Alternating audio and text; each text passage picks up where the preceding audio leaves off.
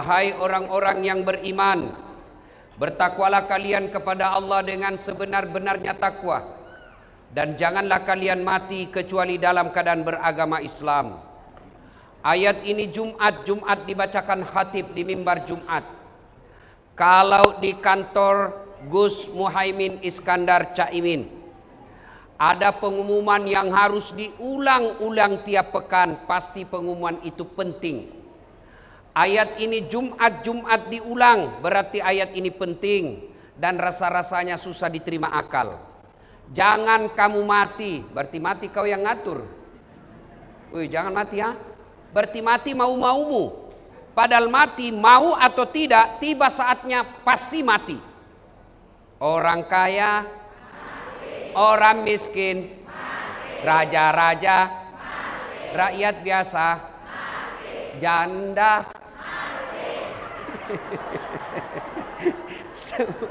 semua mati. Berarti yang jadi masalah bukan mati. Yang jadi masalah illa wa antum muslimun, kecuali kamu mati dalam keadaan beragama Islam. Berarti ayat ini Allah ingin sampaikan, Das'at, Caimin, hati-hati, ngaku Islam, belum tentu kau mati dalam keadaan Islam. Insya Allah kita tidak akan wafat dalam keadaan mencuri. Insya Allah kita tidak akan wafat dalam keadaan ngerampok. Insya Allah kita tidak akan wafat dalam keadaan berzina. Yang bisa membuat kita mati kafir, hubbi aklil haram, senang gemar makan barang-barang haram. Satu di antaranya suka terima uang pilkada. Wane piro, ketawa baru kau semua pelakunya. Ibu bapak mau ndak negara kita baik? Mau ndak? Gampang anak cucu kita cari kerja? Mau ndak minyak goreng tidak hilang di negara kita? Mau ndak pejabat-pejabat kita baik? Salah satu ikhtiarnya, jangan kau pilih pemimpin yang nyogok kalian. Betul, baru kau ambil. Ya? Nah, karena waktu yang ringkas. Wa qala idzan bismillahirrahmanirrahim. Ya ayyuhalladzina amanu dakhulu fis silmi kaffatan wa la tattabi'u khutuwatis syaitan innahu lakum adu mubin. Wahai orang-orang yang beriman, masuklah engkau ke dalam Islam secara sempurna. Bukan Islam pencitraan, bukan Islam pilkada, bukan Islam pilcaleg, bukan Islam pilpres. Capek sudah kita politisi-politisi gibulin kita. Kalau mau dipilih baik serbannya kalah-kalah Ustadz Das'at. Rapi songkoknya, keluar masuk masjid, biar ndak diundang datang juga. Giliran sudah dicoblos, wah ndak pernah lagi datang pengajian. Ada begitu? Ada.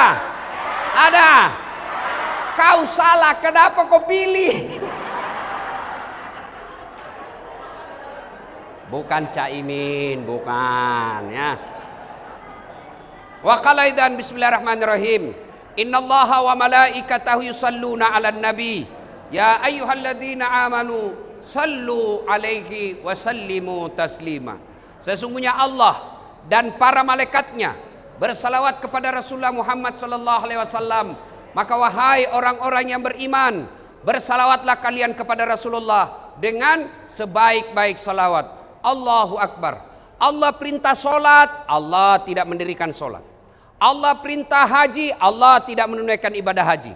Allah perintah kita puasa, Allah tidak menunaikan puasa. Tapi ketika Allah perintah kita bersalawat, dengar firman Allah, Innallaha wa malaikatahu yusalluna 'alan nabi. Allah dan para malaikatnya bersalawat. Maka wahai orang-orang yang beriman, kata Allah, bersalawatlah kalian kepada Rasulullah dengan sebaik-baik solawat. Tidaklah pantas bersalawat sambil ngerokok.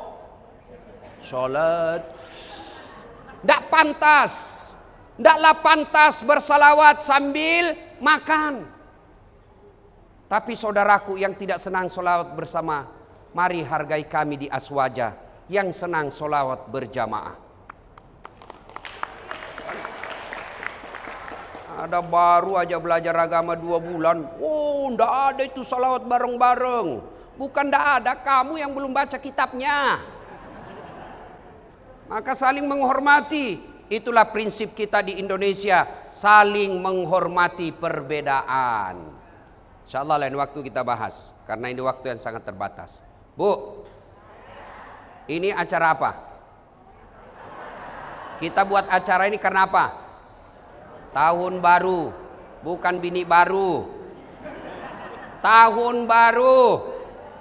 Biasanya kalau kita tahun baru doa, semoga Allah rahmati hidup kita di tahun-tahun yang akan datang, hari-hari yang akan datang. Ibu-ibu saya tanya, mau enggak dirahmati Allah? Bapak-bapak mau enggak dirahmati Allah? Nah, saya kasih contoh. Terbuka pendaftaran Akpol, Akademi Kepolisian. Semua orang tua dan anak-anak yang menjadi perwira polisi daftar. Berkasnya dilengkapi, latihan fisik. Apakah semua yang daftar otomatis diterima? Hanya yang memenuhi syarat. Semua umat Islam mau dirahmati Allah di tahun ini. Bahkan mulai yang tukang judi sampai yang paling alim tanya, mau dirahmati Allah? Mau dong Ustaz. Tapi apakah otomatis yang mau langsung dapat rahmat Allah? Tidak, ada syaratnya. Apa syaratnya? Mari kita simak menurut Al-Quran. Bismillahirrahmanirrahim. Innal ladzina amanu wal ladzina hajaru wajahadu fi sabilillah ulaika yarjuna rahmatallahi wallahu ghafurur rahim. Ayat ini menginformasikan 3 saja syaratnya. Lebih susah syaratnya jadi anggota DPR. Tidak percaya? Tanya Caimin. Lebih lagi susah syaratnya jadi anggota calon wakil presiden. Tidak percaya? Tanya Caimin. Hah? Ini syaratnya cuma 3. Ibu bapak mau dirahmati Allah tahun ini 3 saja syaratnya. Yang pertama kata Allah, innalladzina amanu, beriman kepada Allah. Oh sayang 1000 sayang ketika kita cerita iman. Oh saya beriman Ustaz. Saya beriman kepada Allah Ustaz. Biasakan begitu. Gampang. Ngaku beriman gampang. Saya beriman. Contoh. Ibu bapak kenal Jokowi? Tahu Joko Widodo? Bu, itu ibu saya dengan istri beliau masih sepupu. Ngaku. Mulai bingung gimana ceritanya, kok di mana nyambungnya? Satu orang Bugis, satu orang Solo, di mana nyambungnya ini?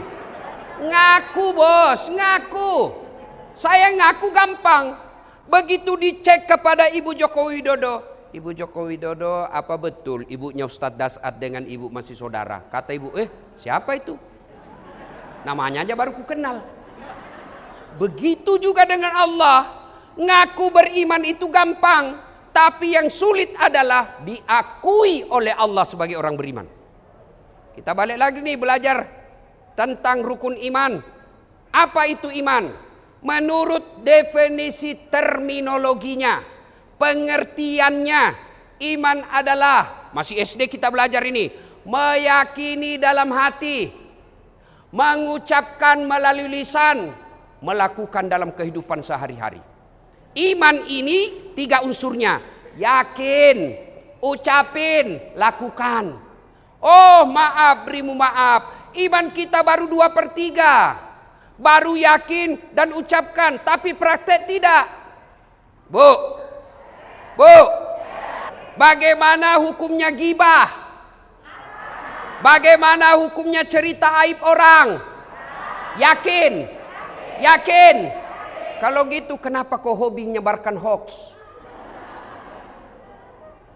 Hati-hati. Ngaku beriman gampang, diakui oleh Allah itu yang susah. Gimana hukumnya pakai jilbab, nutup aurat? Wajib. Kenapa belum pakai jilbab? Masih gadis kita Ustaz. Kalau pakai jilbab rambut saya yang terurai ini tidak kelihatan Ustaz. Ayo, Iya kan? Oke. Wujud konkret beriman. Paling gampang. Karakternya, ciri-cirinya, sifatnya. Tidak usah banyak cerita. Sholat.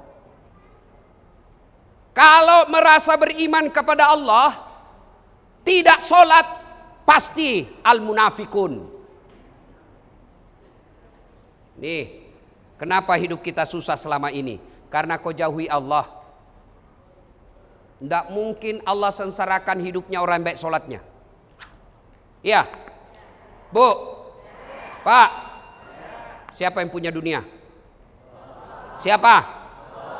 Yakin? Oke, gimana dunia mau baik kalau yang punya dunia kau tinggalkan? Itu aja rumusnya, tidak usah panjang cerita. Gimana hidup di dunia nyaman kalau yang punya dunia kalian tinggalkan? Contoh, saya akrab dengan Cak Imin. Saya datang ke Jakarta, Gus, saya lagi di Jakarta Gus, mau keliling-keliling bundaran HI, tapi tidak ada mobilku, kasihan. Kata Cak Imin, waduh sayang Ustadz, saya lagi di Surabaya. Tapi gampang, tidak usah galau soal mobil. Cak Imin telepon ajudan. Ajudan, siapa? Itu ada Ustadz Dasat, kau jemput di Cengkareng, kasih full mobil tangkinya, jangan lupa kasih pembeli oleh-oleh. Tak, selesai urusan saya. Kenapa? Saya kenal sama yang punya mobil. Sebaliknya ada kawan saya dari Sulawesi, tidak pernah kenal, tidak pernah ketemu, tidak pernah dengar nama, datang ke Jakarta, landing Cengkareng, telepon Cak Imin. Gus Imin, pinjam mobilmu dulu Gus. Siapa dia telepon Gus Imin? Siapa? Polisi. Tukang tipu, tangkap dia. Begitu juga kita, sholat cuma hari Jumat, paling terlambat datang, paling cepat pulang. Orang khotbah dia tidur. Tiba-tiba kena musibah, ya Allah capek saya sudah urus hidup saya ini, ya Allah bantu dan tolonglah saya ya Allah. Allah katakan, hai malaikat, karena dia sudah capek hidup, cabut nyawanya. Jelas? Woi Bu, jadi kalau hidupmu susah, ndak usah, pemerintah begini, sudahlah, mana ada pemerintah yang mau sempurna. Mana ada negara yang sempurna memimpin rakyatnya. Lebih baik kalau mau dapat pahala, yuk koreksi bagaimana sholatmu. Saya sudah sholat Ustadz. Betul kau sholat tapi tidak ikhlas. Hayya 'alas sholat, asar lagi. Tidak ikhlas bos. Saya sholat Ustadz. Betul kau sholat tapi main-main. Mana buktinya? Sholat kayak tidak semangat betul.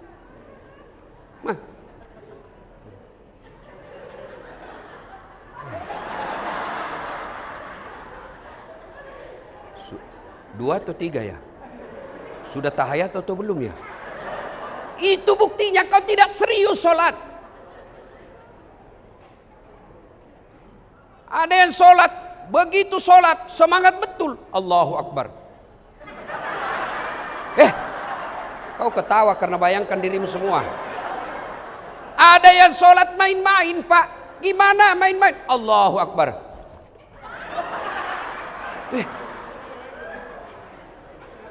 Ayo, jadi kalau hidup susah ini, yuk koreksi bagaimana sholat kita. Tidak usah cari kambing hitam deh, lebih baik koreksi sholat. Tuhan apa yang sengsarakan hidupnya orang yang baik sholatnya? Saya kasih lagi contoh. Ya Allah, perbaiki hidup saya. Ya Allah, bayarkanlah utang-utangku. Ya Allah, sembuhkan penyakitku. Ya Allah, berikan saya keturunan yang soleh dan soleha. Apa ibu bapak tidak yakin? Apa bapak ibu pikir Allah tidak dengar? Allah maha mendengar, bukan dengar, maha mendengar. Allah dengar doa kita. Maka Allah jawab, hayya 'alal falah. Sini kamu, saya kasih kau itu apa yang kau minta. Hayya 'alal falah. Itu jawaban Allah. Sini, saya kasih kamu.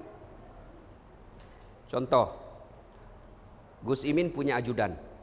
Ajudan, yang nama ajudan Pak, biar lagi baring-baring, dipanggil sama bosnya langsung lompat. Siap Gus. Biar ada kacang di sini, kalau perlu dia makan dengan tulang. Siap Gus. Iya toh? Ya, mana ada ajudan dipanggil sama Gus Imin. Go, ajudan. Tunggu dulu Gus. Wah, diinjak kepalamu. Ajudan. Bapak ndak lihat saya sibuk. Wah, itu manusia.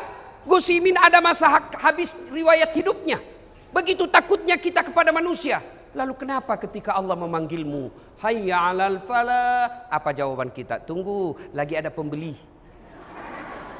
Maka Allah sampaikan, sudah uruslah itu pembelimu karena dia kasih kau rezekimu. Maka pantas 30 tahun kau merantau ke Jakarta sampai sekarang masih ngontrak-ngontrak dan bisa punya rumah. Jangan ketawa, saya serius ini. Maka kalau merasa beriman kepada Allah, tidak usah banyak cerita, lihat sholatmu. Sudah sholat Ustaz, tapi tidak serius. Mana buktinya? Itu juga bajumu kau pakai tidur, pakai bekerja, pakai masuk toilet, pakai kencing. Ya baik kalau ada air, biasa dikasih gini saja dia masuk. Malah ada ibu-ibu yang tanya saya, Ustaz, boleh enggak sholat tidak pakai itu? Saya bilang, kenapa ibu? Dia bilang, panas Ustaz. Memang boleh tapi tidak beradab namanya. Berarti kamu tidak serius ketemu Allah. Coba kalau anda pakai ini lagi rukuk sujud.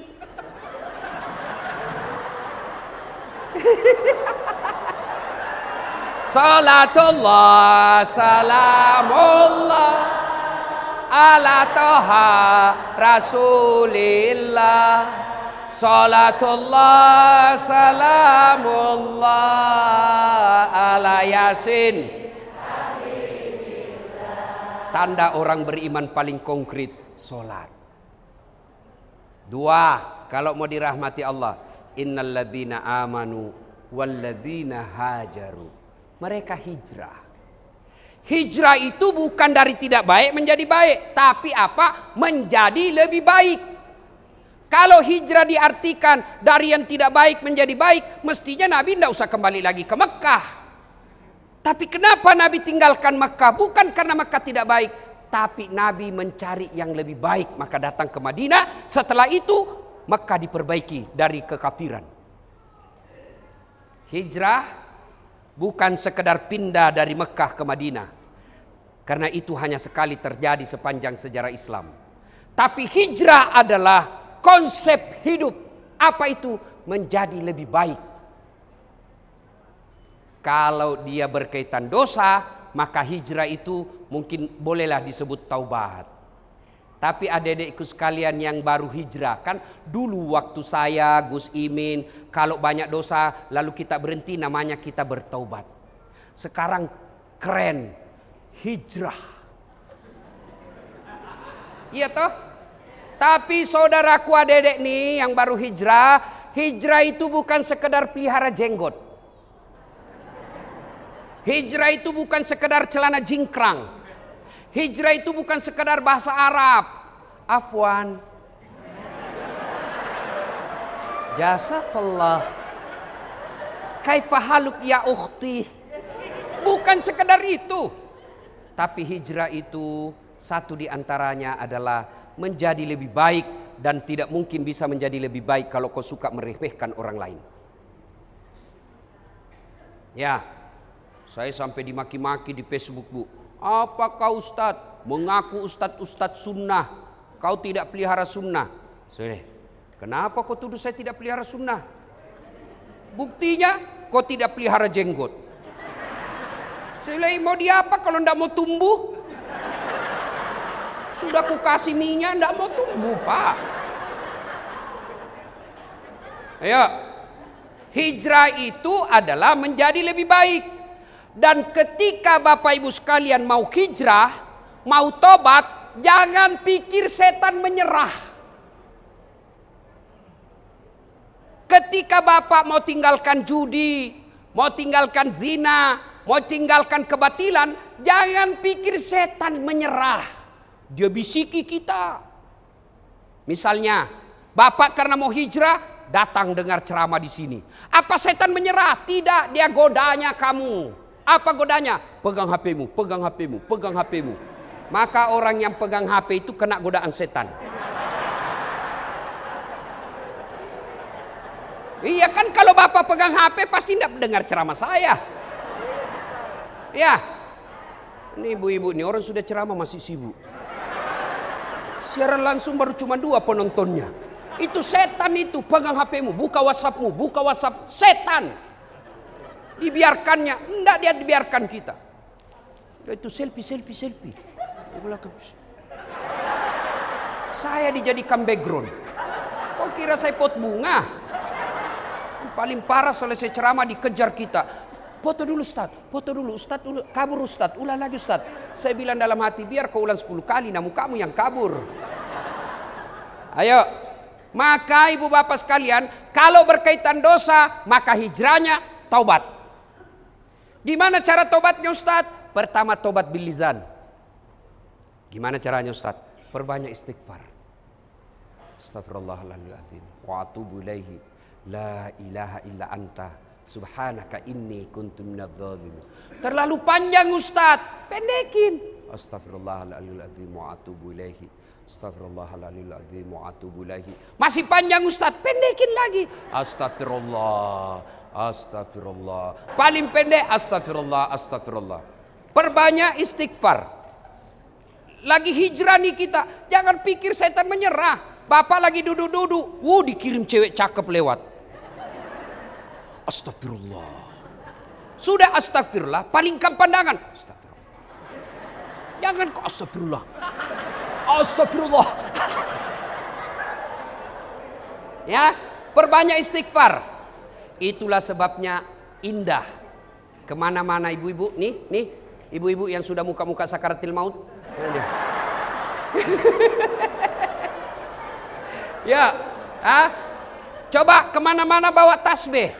Meskipun ada juga mengatakan tasbih itu bid'ah, itu pegangan ulama pemuka agama lain. Biarin dia bilang bid'ah, lakukan saja biar dia sampai capek bilang bid'ah. Oke, coba kalau ibu pegang tasbih, coba kalau bapak pegang tasbih, otomatis mulut ingat Allah. Mana ada orang pegang tasbih, durian 4, jengkol 4, tidak mungkin. Begitu pegang tasbih pasti mulut kita la ilaha illallah, subhanallah. Cuma ketika mengingat Allah jangan terlalu cepat supaya berkesan di hati. Dengarin ini mulut, dengarin di telinga. Astagfirullah. Jangan terlalu cepat, akhirnya tidak jelas apa kita ngomong. Ada kan orang biasa terutama di masjid, sama-sama subhanallah, sama-sama 33, sama-sama mulai. Saya baru 11 dia sudah sampai Pak. Ada yang bilang saja apa artinya itu sunat. Iya toh? Itu godaan setan. Cepat. Godaan setan. Jadi istighfar perbaiki. Astagfirullah. Coba. Ya. 2. Hijrahnya kalau betul-betul bertobat berkaitan dengan dosa. Gimana lagi caranya? Memperbanyak sholat sunnah taubat. Bagaimana caranya Ustaz? Sama sholat sunnah yang lain, cuman beda niat. Kalau tahajud, niat tahajud. Duha, niat duha. Witir, niat witir. Kalau sholat taubat, niat taubat. Apa taubatnya? Apa niatnya Ustaz? Niat tidak harus lisan. Niat itu bahasa hati, tanpa diucapkan sah. Ibu lagi baring, saya mau sholat taubat deh. Begitu ada dalam hati mau sholat taubat, itulah niat. Tidak harus diucapkan. Mau ucapkan juga boleh. Daripada mau ucapkan dihafal. Ibu ndak hafal? Ndak sholat lah ibu. Ada anak muda masuk masjid. Allah.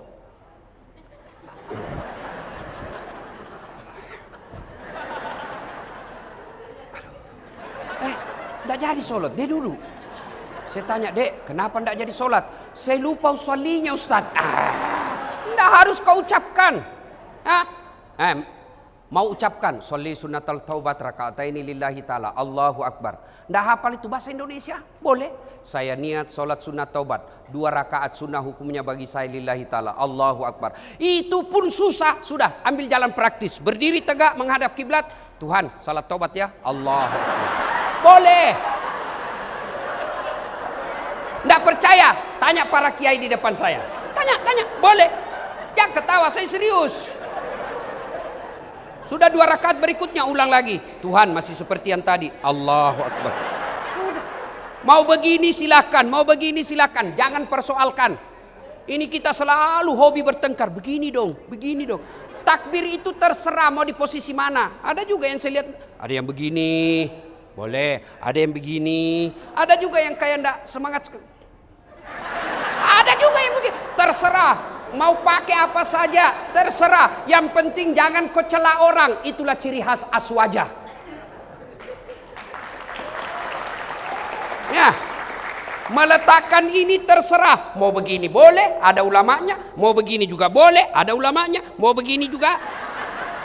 Porno lagi nih ibu ini. Mau begini juga boleh. Silahkan. Semua ada ulama yang memfatwakan. Yang tidak betul kalau bapak pakai semua. Pasti salah. Yang ketiga, karena waktu yang sangat terbatas. Penerbangan saya jam 4.50, jam 2.50. Saya harus tinggalkan ini minimal jam 2.30. Doakan saya tidak ditinggal pesawat. Saya ngambil penerbangan jam itu karena saya pikir dengan panitia jam 12.30 Ustadz sudah ceramah. Saya bilang kalau 12.30 saya sudah ceramah 2 jam saya bisa layani. Tapi ini sudah waktu mepet. Insya Allah mau lihat lagi ceramah saya, silakan buka YouTube, tulis Das'at Latif, keluar ceramah saya. Jangan lupa like and share. Salatullah salam ala toha. Salatullah salamullah ala yasin. 3. Innalladzina amanu walladzina hajaru wajahadu fisabilillah. Berjihad di jalan agama Allah. Saudaraku, jihad tidak selalu pedang. Saudaraku, jihad tidak selalu pakai parang. Saudaraku, jihad tidak selalu pergi membunuh. Tidak. Jihad satu di antaranya cari nafkah. Itu jihad kita. Sahabat Nabi satu-satunya yang pernah dicium tangannya oleh Rasulullah namanya Mu'adz bin Jabal. Jabat tangan dengan Rasul. Wih, Nabi rasa kasar betul tangan dalam hati Nabi. Kasar betul tangannya nih. Nabi lalu bersabda, kenapa tanganmu begini? Ya Rasulullah, pekerjaan saya ke gunung, ngambil batu besar, saya pecah-pecah jadi kecil, saya jual di pasar. Saya ini buruh harian, makanya tangan saya kasar. Lalu Nabi terharu, dia ambil tangannya, dia cium tangannya Mu'adz bin Jabal lalu bersabda, inilah tanganmu yang memudahkanmu dan menghalangkanmu dari sentuhan api neraka. Memudahkanmu masuk surga dan mengharamkanmu masuk neraka. Ini tanganmu karena cari nafkah untuk keluargamu secara halal. Itu jihad. Bagaimana supaya cari nafkahnya jihad? Lakukan sesuai sunnah. 1, coba amalkan. Setiap bapak mau keluar rumah sudah ada wudunya. Coba ini oleh-oleh hari ini. Setiap hari mau kemana saja ada wudhu. Bapak tiap hari mandi kan? Ibu-ibu bapak? Saya alhamdulillah hari ini sudah 5 kali mandi. 1 kali mandi pagi, 4 kali mandi keringat. Ya kan? Nah, selesai mandi kalau pagi langsung wudhu. Keluar rumah pakai busana islami. Bagi perempuan muslimat pakai jilbab. Jilbab tidak cukup. Tapi apa? Jangan sempit-sempit. Pakai jilbab tapi sempit. Olahraga di depan lakinya orang. Apa dilarang olahraga? Tidak. Tapi jangan campur laki-laki. Sudah sempit roknya, sempit bajunya. Di depanlah dia. 1, 2. Bapak-bapak di belakang. 3. Apa ndak hancur? Ya. Nah, sudah. Pakai jilbab. Yang longgar-longgar, bapak-bapak tutup aurat. Nih ada yang suka sepedaan, sunnah olahraga, tapi jangan pakai celana yang sempit sampai kelihatan kecil lagi. Nah, ayo bayangkan kalau kita lagi sudah ada wudhu di jalan, namanya ajal kita tidak tahu, tiba-tiba ketabrak, pak. Kita lagi pakai celana yang sempit, kelihatan aurat kita. Nauzubillah min zalik. Kita menghadap kepada Allah dalam keadaan mempertontonkan aurat. Sudah itu baca doa. Doanya apa? Ya, menghadap kiblat, duduk sejenak. Innas salati wa nusuki wa mahyaya wa mamati lillahi rabbil alamin. Keluar. Pas di ujung pintu ibu baca Bismillahi tawakkaltu 'alallahi la haula wala quwata illa billah. Lalu sebelum keluar sedekah kepada istri. Apa sedekahnya? Suami kepada istri cium jidat. Rasulullah setiap mau keluar, beliau pasti sedekah kepada istri beliau. Apa sedekahnya? Dia cium jidatnya. Maka ibu-ibu mulai besok kalau suamimu lupa, Mas bro, sedekah dong. Sini sedekah. Itu sedekah. Ibu bapak saudara-saudara sekalian, beriman kepada Allah, berhijrah, berjihad amwal anfus, maka Allah beri hadiah. Ulaika yarjuna rahmatallahi wallahu ghafurur